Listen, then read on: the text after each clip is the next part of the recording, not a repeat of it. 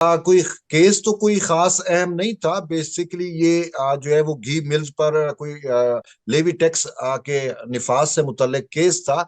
लेकिन उस केस में एक नया पहलू जो है वो सामने आया, और जो पूरी हमारी जुडिशरी के ऊपर जो है वो उसके कौमी मंजरनामे पे या जुडिशल मंजरनामे पे, बल्कि मैं इसको कहूंगा कि वो बहुत दूररस नतायज मुरतब करेगा।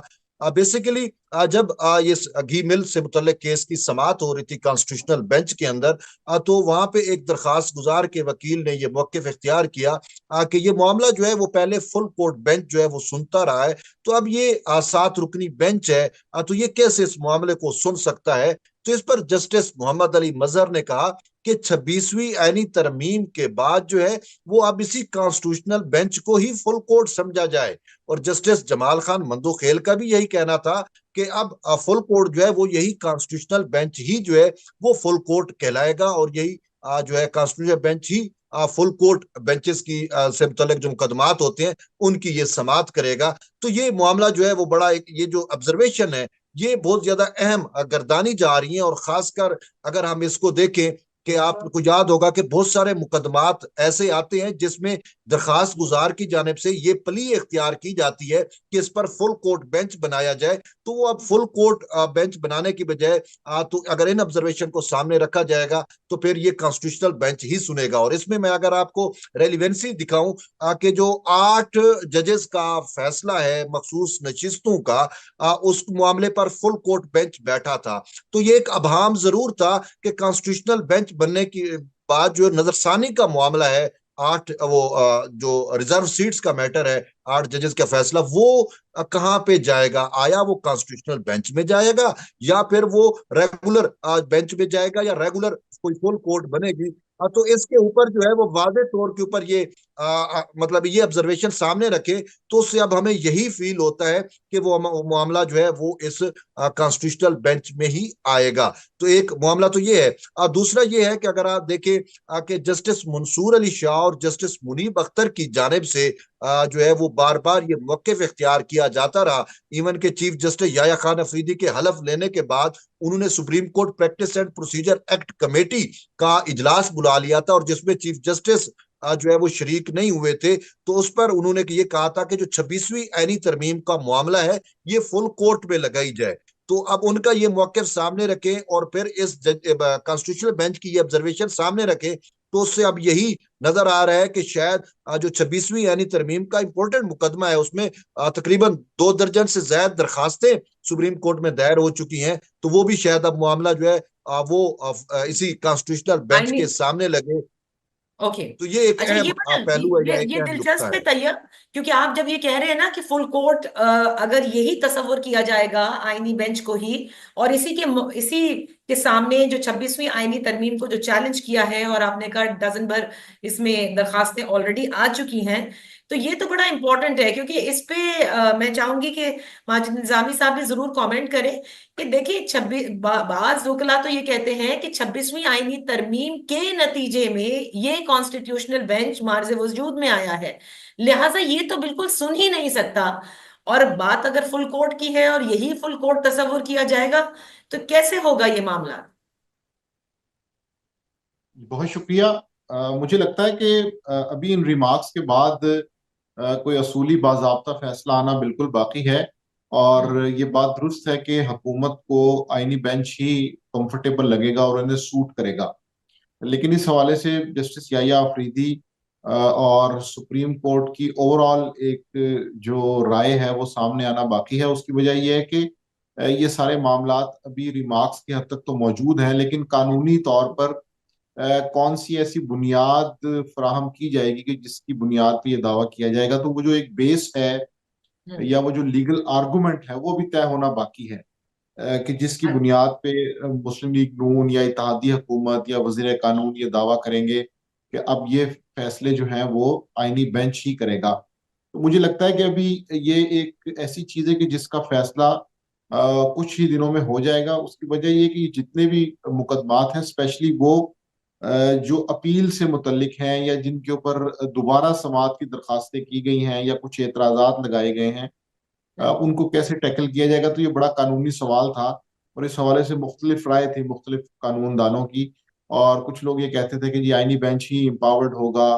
कुछ लोग ये कहते थे कि जी अगर 12-13 जजेस हैं, उनके जो फैसले हैं उनको 7 लोग कैसे सुन सकते हैं।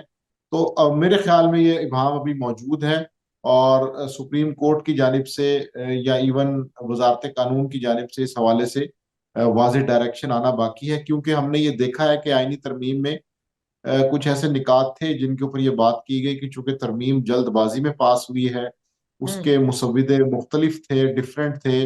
प्लानिंग ये थी कि जी अगर कोई इत्तेहादी नहीं मानता या वोट्स का मसला होगा तो फिर कौन सा मुसव्विदा होगा। तो इसमें कुछ ऐसी कानूनी चीजें हैं कि जिनकी वजाहत होना बाकी है, और उसमें सबसे बड़ा मसला यही है। आज एक डायरेक्शन तो जरूर मिली है, एक तासुर कायम हुआ है, लेकिन मैं समझता हूँ कि इसके ऊपर मजीद कानूनी काम होना बाकी है, जिसके बाद ये चीज वाज़ेह होगी। देखिए, ये जो तासुर काम कायम हुआ है, इस पे जो ऑपोजिशन में बैठी जमातें, खुसूसन पाकिस्तान तहरीक इंसाफ, वो तो यकीनन इसको नहीं मानेगी, क्योंकि वो तो आईनी बेंच के हवाले से ही बहुत मोतरज हैं। और पहले तो शायद इतना नहीं थे, लेकिन इमरान खान साहब ने जब से 26वीं आईनी तरमीम के हवाले से एक मुतालबा भी रख दिया अपने एहतजाज में कि इसको रिवोक किया जाए, उसके बाद तो अब ये मेरे ख्याल से उनके लिए बिल्कुल ही नाकाबिले कबूल होगा। तो ये अब एक और चीज बताएगा कि जस्टिस मंसूर अली शाह साहब और जस्टिस मुनीब अख्तर साहब के हवाले से बड़ी ये खबरें भी चल रही हैं। और अभी ये मैं कहूंगी कि इसे आप वसूख से नहीं कह सकते, लेकिन चहमगोइयां जरूर है कि किसी किस्म की कोई रेफरेंस के बारे में भी सोचा जा रहा है। देखिए, सुनने को तो बहुत सारी चीजें मिल रही हैं, बल्कि बहुत ज्यादा तौर पे हुकूमत को जो है वो इस हवाले से एक्टिवेट करने की भी कोशिशें की जा रही हैं कहीं ना कहीं से। और उनको कहा जा रहा है कि जस्टिस मंसूर अली शाह और जस्टिस मुनीब अख्तर जो है बड़े एम्बिशियस जजेस हैं, और चूंकि वो सुपर सीड हो चुके हैं, और जब सुपर सीड हो चुके हैं तो सीनियरिटी लिस्ट में वो किस तरीके से जो है वो मौजूद है। देखें, जस्टिस मुनीब अख्तर और जस्टिस मंसूर अली शाह को देखें कि वो तमाम जुडिशियल जो मैटर्स हैं, जो खासकर पॉलिसी मेकिंग मैटर्स हैं, उसमें बतौर सीनियर जजेस वो मौजूद हैं। सुप्रीम जुडिशियल काउंसिल में वो मौजूद हैं, जुडिशियल कमीशन में मौजूद है, और इस तरीके से वो जो दीगर इंतजामी कमेटियां बनी हुई हैं सुप्रीम कोर्ट की जानिब से, उसमें भी वो मौजूद है।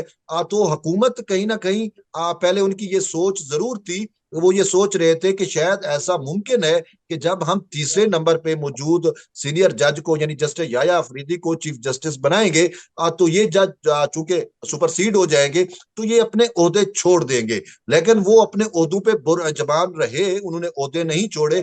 तो इसी वजह से अब ये जो है तकवीत पकड़ रहा है ये मुतालबा कि इनके खिलाफ जो है वो जो है कोई रेफरेंस जो है वो भेजा जाए। और यहाँ तक इतलात है कि किसी लाहौर में एक बहुत बड़ी लॉ फर्म को जो है वो हायर किया गया है कि वो इन दो जजेस के खिलाफ जो है वो ज़ाब्ता अखलाक की खिलाफ वर्जी या वट एवर जो भी उसमें वो मटेरियल उठाएंगे, उसको बेस बनाकर जो है वो रेफरेंस भेजा जाए। और मैं अगर आपको बताऊं कि अगर ये रेफरेंस आएगा तो वो फिर कोई इंडिविजुअल कंप्लेंट नहीं होगी कि आपकी जानिब से या मेरी जानिब से, या कोई प्राइवेट जिसे हम कंप्लेंट कहते हैं वो नहीं होगा। जब रेफरेंस की बात है तो फिर यही है कि वो कबीना की मंजूरी के बाद फिर सदर मुमलिकत की जानिब से जो है वो रेफरेंस सुप्रीम जुडिशियल काउंसिल को जो है वो मूव किया जाए। लेकिन यहाँ पे कहीं ना कहीं एक राय ये भी दी जा रही है कि इन दो जजेस की जानिब से, और खासकर जस्टिस मंसूर अली शाह और जस्टिस मुनीब,